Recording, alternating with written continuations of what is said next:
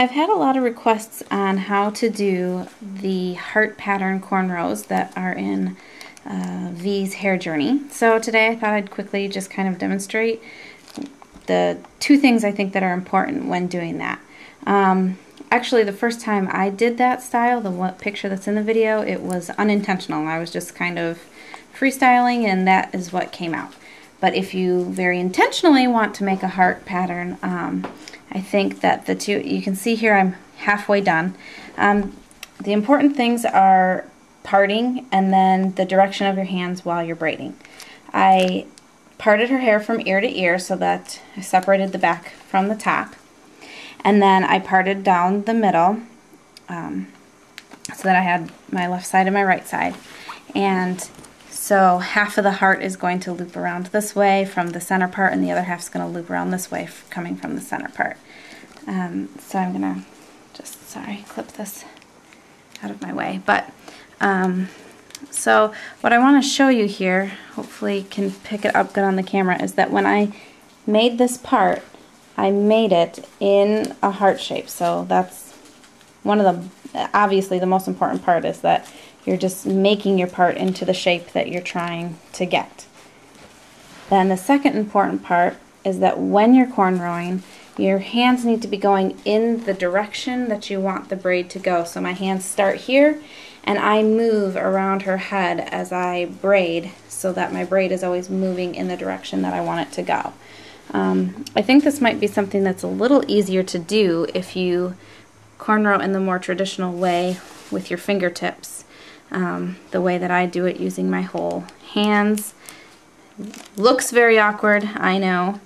It's the only way I've been able to figure out how to do it. I've tried to learn with the fingertips many times and I just haven't figured it out. But I think doing patterns and changing direction of your cornrow is easier when you're using just your fingertips to braid. But as you can see, I started facing backwards so that you get the little inside tip there, and I'm coming down for the top curve of the heart, and I'm going to start moving to the side as I go around.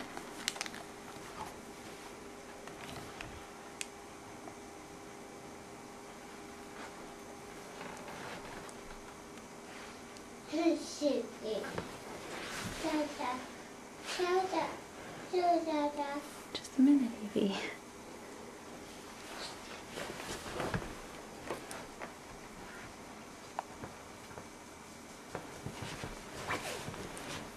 I'm just continually moving my body around her head so that, can you turn your head that way a little bit? So that I can get the braid going in the direction that I need it to go. Also, something that's kind of important is, well, not necessarily important, but that is maybe good to know, is that when you're braiding,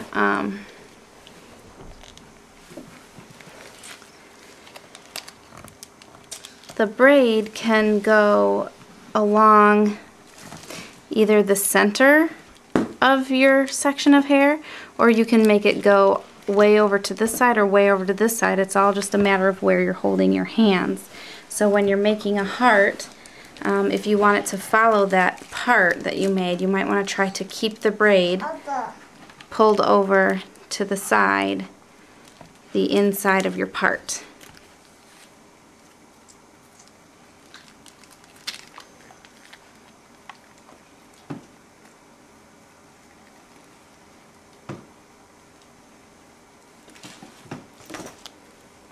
The picture that is on the V's hair journey of this style, I had made all of the cornrows go up into a ponytail. Today we are going with yarn braids in the back, and we're just making this heart, doing cornrows on the top.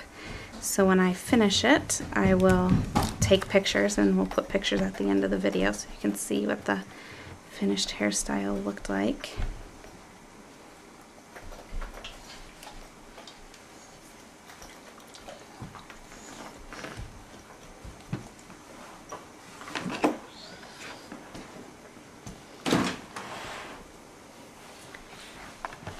I'm just coming down now to the very end.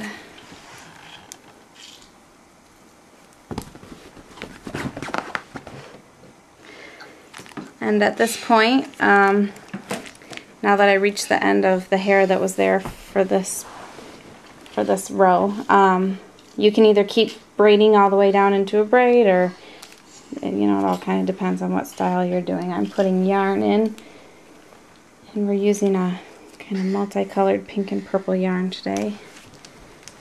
This is our back to school hairdo, so it's a little festive.